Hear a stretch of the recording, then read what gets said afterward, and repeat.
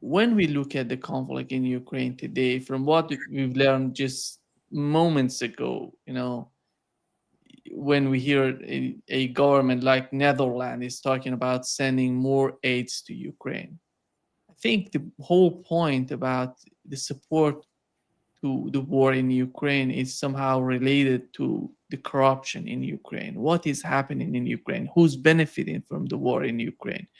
Who's making money, making benefit from this war? This somehow it's turning to be an endless war in Ukraine. What is your understanding with what has happened in Ukraine with the case of Yermak being fired from the Zelensky administration and going to Europeans the way that they're somehow many people in Europe, I think, in my opinion, they know what's going on with the war in Ukraine, and nobody's winning there in the part of the West. But the government's still supporting the war in Ukraine. What is your understanding of this corruption? That, in my opinion, it's its roots are so much, deep when you look at it in Ukraine and outside Ukraine, considering the aid coming from the West.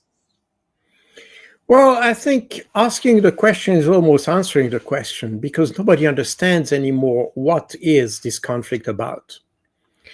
Russians have a very clear idea because the Russian population in Ukraine suffered for several years under new unelected Ukrainian rule. Remember, um, but for the West, it's nobody to understand anymore. And in fact, 10 days ago, Kaya Kallas explained as this 28-point plan was published by Axios and Politico.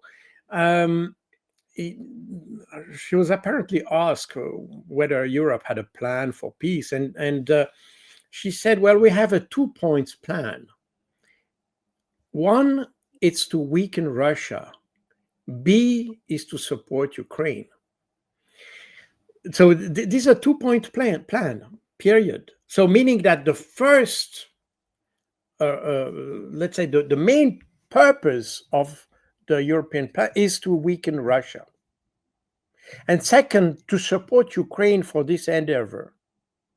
Meaning that the idea is not, and again, you cannot make this up. She didn't say we would like to restore Ukraine, we would like to have a democratic Ukraine, that should be our first goal. No, this is not what she said. She said we want to weaken Russia. And again, if you take this uh, declaration just as a hint, we understand much better the reaction of the Europeans.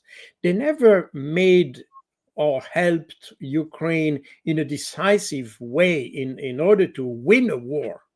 They just want to have a war that lasts for long, a war in which Russia spends a lot of resources, that you had a fatigue within the Russian population, that this fatigue could lead to some kind of political change within Russia, essentially kind of a regime change, if you want to call it that way. And that's the purpose. Ukraine has never been a country that people wanted to develop or to. We exploited, I mean, the Europeans, I mean, the West at large, because that includes the United States as well. They exploited Ukraine. They never helped really Ukraine. And that has been said many times by Zelensky himself when he said, well, in fact, they send weapons, but they send the weapons they don't want.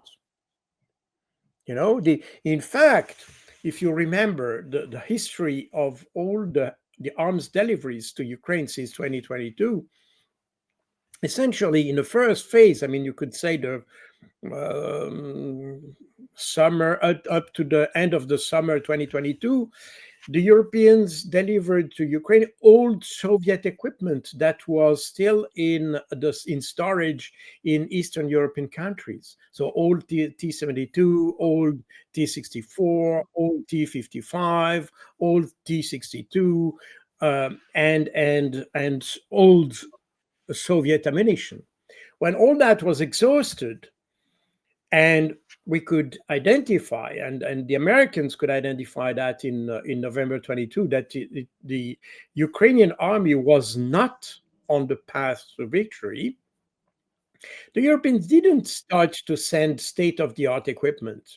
By the way, this wouldn't have been possible. We also have to say that, because even if it's the best equipment of the world, you cannot train people within days for that. It requires to have the required proficiency and skills. You need to train for months, maybe even for years, if you talk about a tank, for instance.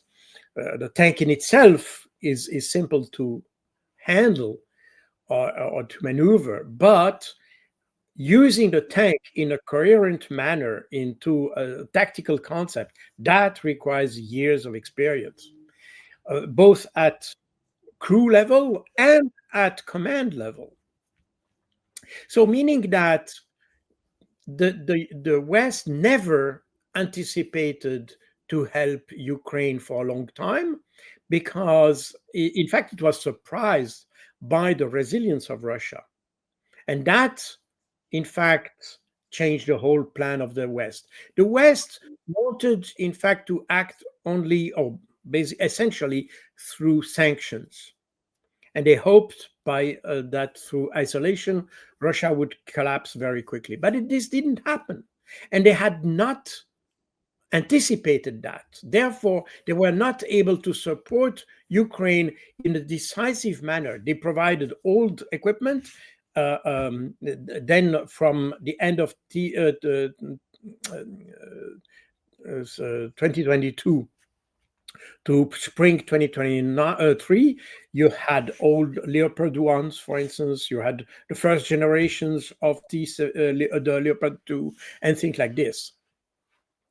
And in fact, Ukraine has never been able to respond effectively to the military threat of Russia. Never, not even in the first week. So therefore, we had to probably compensate that with a narrative saying that Russia was losing a lot of tanks and blah, blah. Well, all that is a narrative. It has been demonstrated that this had been uh, uh, basically fake news and hoaxes and things like this.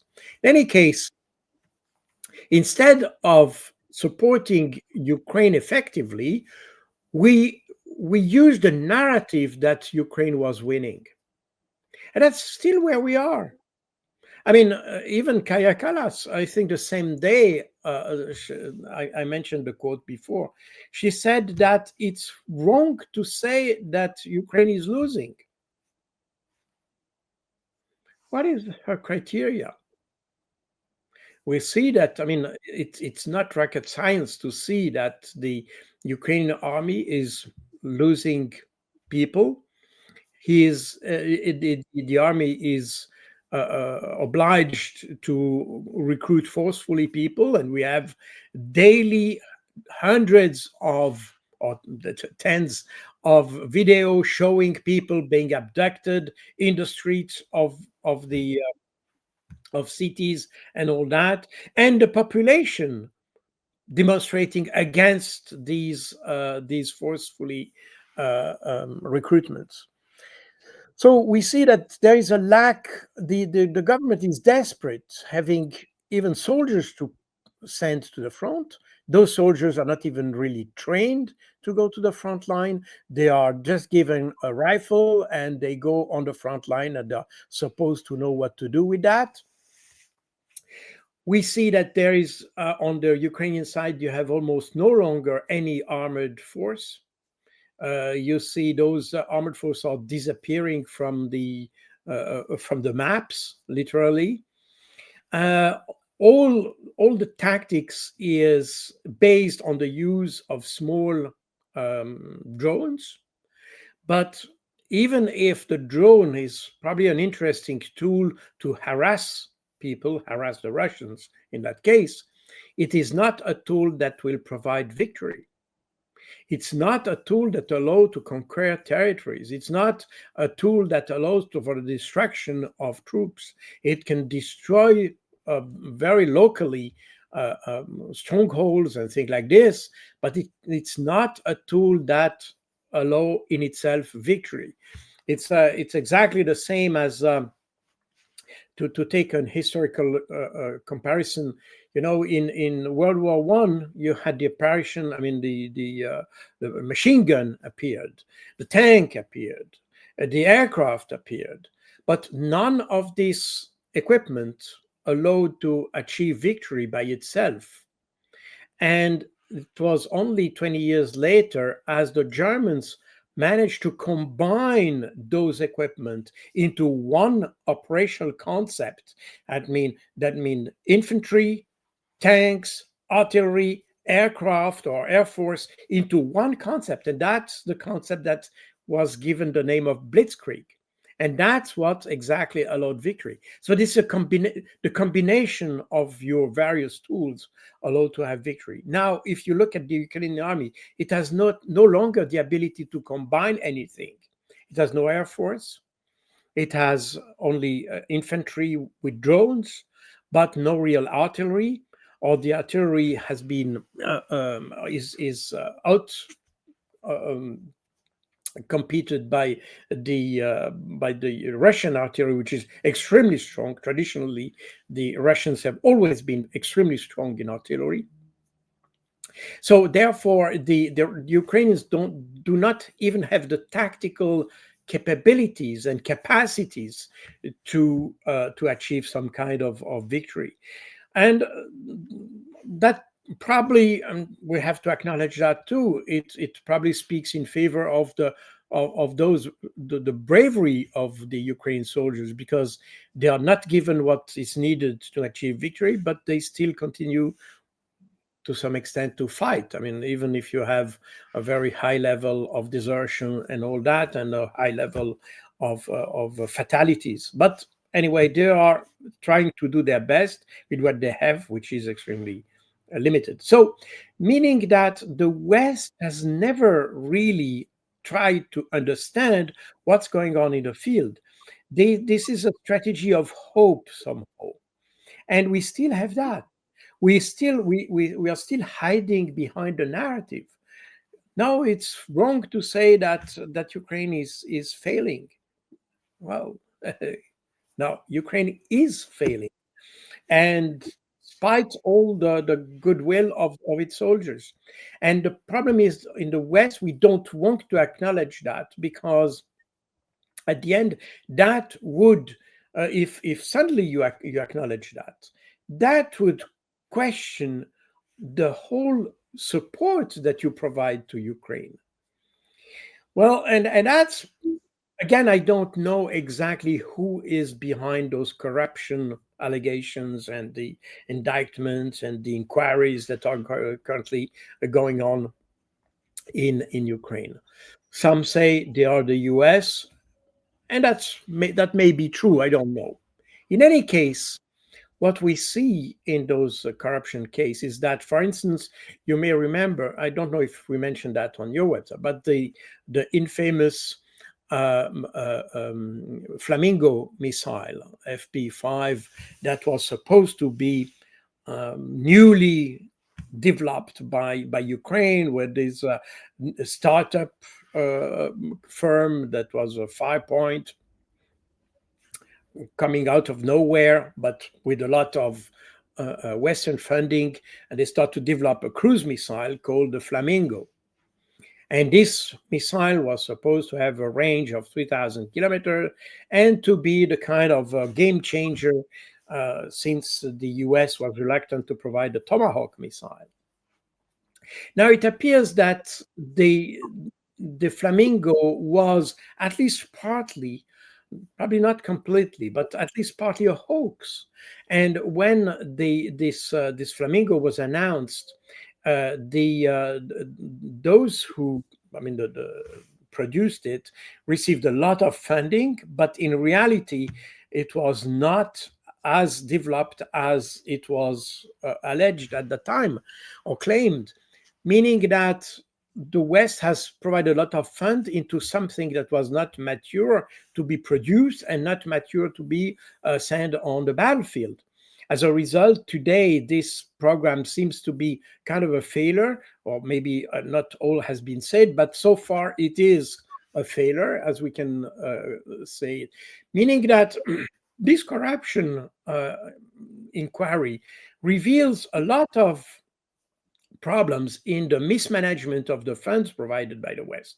But now the West is doesn't want to give up with the funding because they know perfectly that Ukraine lives out of this funding, meaning that if Europe would stop that, and the Americans have already said they would stop that because the Americans and Trump probably instinctively realize that this is a black hole. You just send money and nothing comes out of it. The Europeans have continued to do that, but the public opinion in Europe is more and more reluctant to support Ukraine. As a result, Ukrainian elite and the leadership doesn't want to acknowledge any of the weaknesses of Ukraine because that would mean that all the funding we are providing is for nothing, and they don't want to acknowledge it. Again, the objective is not to support Ukraine, is to weaken Russia.